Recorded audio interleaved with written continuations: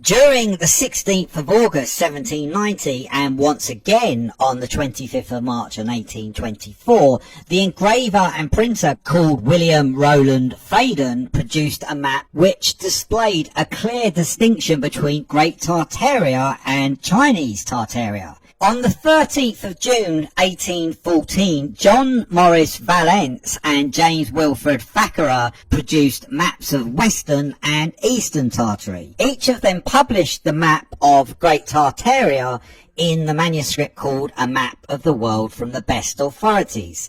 Because the second mud flood reached the most devastating phase in 1834, this meant future maps of Great Tartaria would also start to look different. We must remember that by the 27th of October 1852, the Russian Empire had taken over much of northern Tartaria, and the Chinese Empire had taken over a large part of eastern Tartaria. This is why by 1852, Great Tartaria had been reduced and was represented by the Tartarian Republic, which borders the Caspian Sea. So when the third mud flood occurred in 1892, the majority of Tartarian Aryans had already been subjugated to rulership from the Russian Empire for nearly 40 years. During the 16th of December 1852, the map printer from the United Kingdom known as Henry Teasdale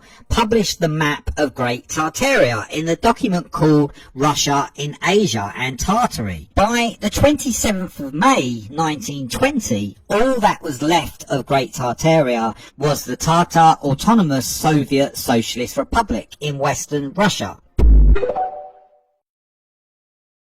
The electromagnetic energy was extracted and stored in toroid coils at the power station plant summits and were covered with copper sheeting that was positioned below the telluric electricity towers. This meant the massive star forts coordinated the distribution of electricity-charged water and geomagnetic energies throughout planet Earth.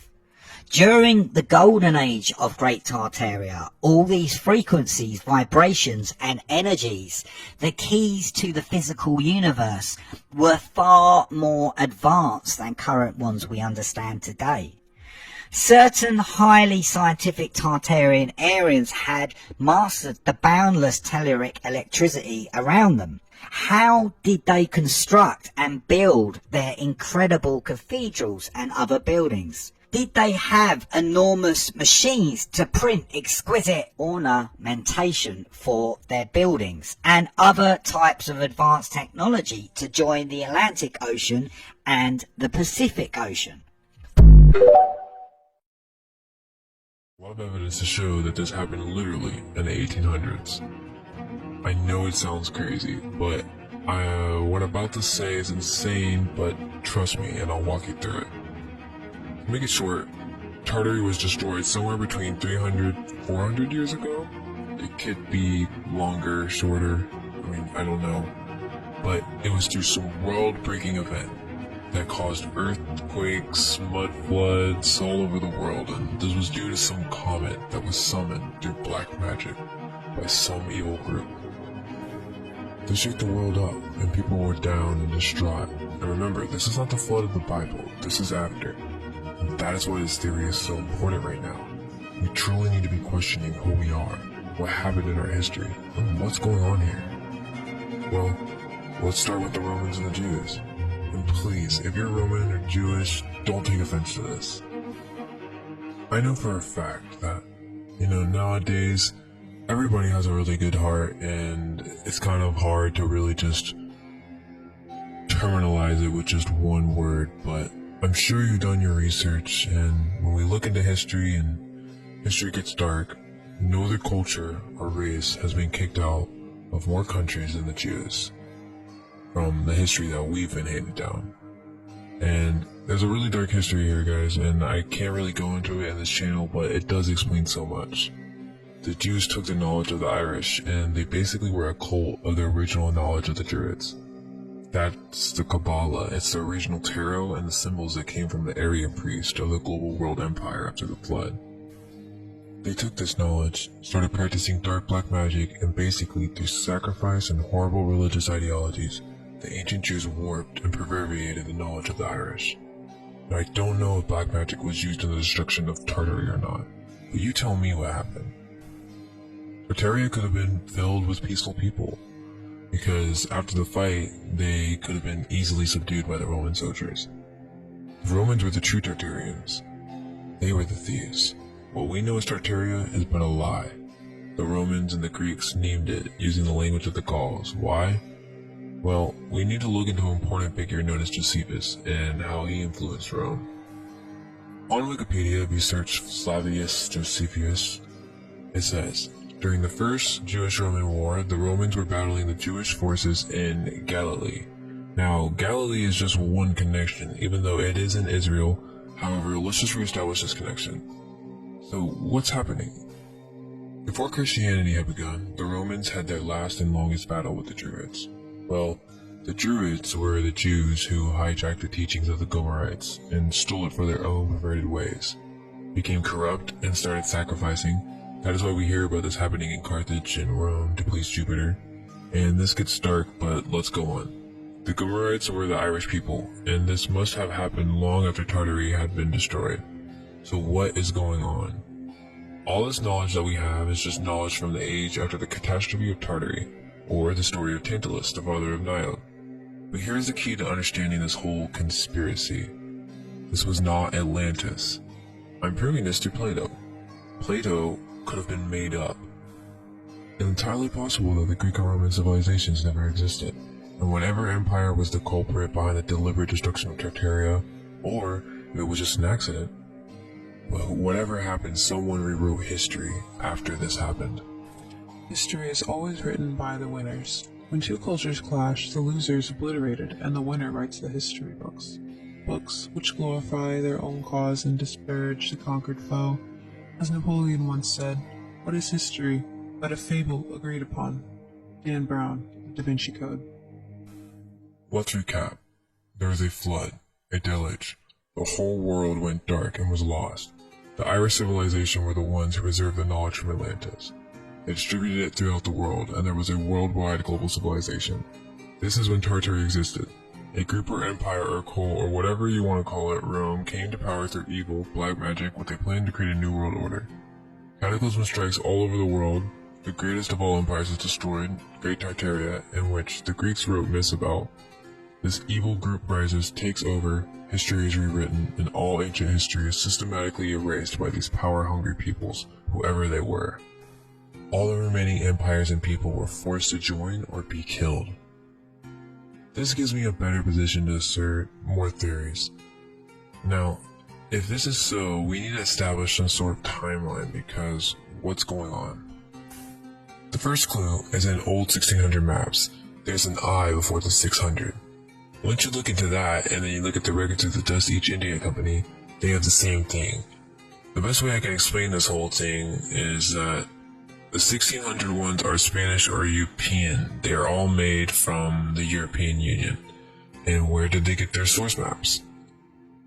Okay, I'm going to get theoretical, but I feel as if I have to start somewhere with really figuring out what happened. What we know is the Renaissance, the European Union, forming after Rome from Germany, and then to Spain, Britain, etc. It's a fabrication. It's well known these days that Shakespeare was just a character. How much more of our history is full of these fictional personas? And shoot, if he isn't real, then maybe we should all just stop acting like we know it all, because with all these unsolved mysteries in the world, it really goes to show how little we understand. Before Tartary was destroyed, remember, I said global. So they were in Europe, and that's why you see crazy architecture that all looks similar with unique varieties, but it's all the same idea, all over Asia and Europe and North America. All we know is the Greeks or Romans, if they even existed, were a people who walked into the cities of a once great nation, and tried to scramble what they could for the remainders, and dominated the remaining victims of the cataclysm. One question that bothers me, and I would appreciate any input or ideas, is why were the remaining survivors of this great empire not be able to strike back? It must have been targeted, or something beyond belief happened that we can't really understand today with our modern minds. Now in part 2, I'm going to go in what happened with North America. Was there a great empire where the Grand Canyon was located? More proof for the mud flood with buildings underground and strange architectures in big cities. I know that was a lot of info, but we really felt compelled to try and bridge this Tartary mystery with astrotheology and the story of Irish civilization. There's still a lot of interesting stuff that we didn't have time to mention, so stay tuned for more videos. Like and subscribe if you feel inclined. Until next time. Release all that you think of as true. Relax the mind and ask the question, do I truly understand what this reality is?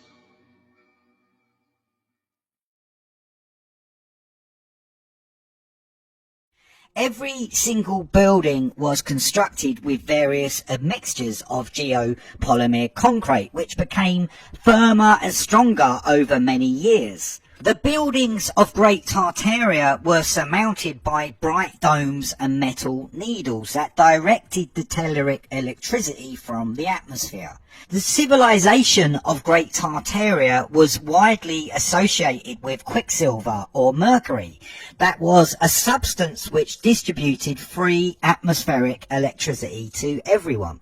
Its tower and railway stations are still in operation. Unfortunately, the occult technology of boundless telluric electricity from the atmosphere was destroyed, and the schematic diagrams, assemblage instructions and technical drawings which had been used to manufacture the different kinds of occult technology were confiscated and suppressed. After the third mud flood had finished, or whatever disaster happened, many of the elites and their secret societies realized there was an opportunity for them to gain dominance over humanity.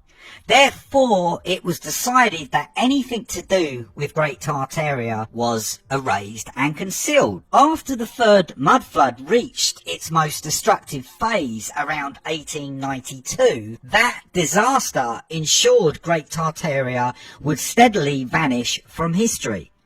After 1894 and onwards, the secret societies began to manufacture the various kinds of backwards machinery, such as the use of anthracite coal, methane, telegraph cables, wooden pylons, and insulated wires to distribute electricity which they could make humans pay for.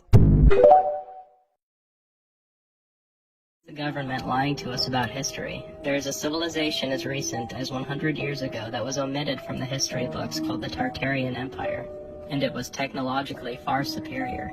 They were able to convert atmospheric pressure into electricity, and as a result of unlimited free energy, they were able to direct their focus towards unity, oneness, peace, love, and harmony, which we don't see in today's society as there is no profit for evil people in times of peace.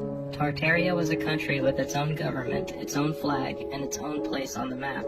Its territory was huge, covering over 3 million square miles, and if you look back far enough, the country exists on maps predating the 19th century. The Great Wall of China, which is located on China's northern border, is believed to have been built by the Tartarians, although history would say otherwise. There are openings on the wall that are only accessible from the north face of the wall, or from Tartaria. The world government destroyed an entire utopia and kept it hidden because they don't want humanity knowing that there is sustainability in the collective without the interference of heads of state.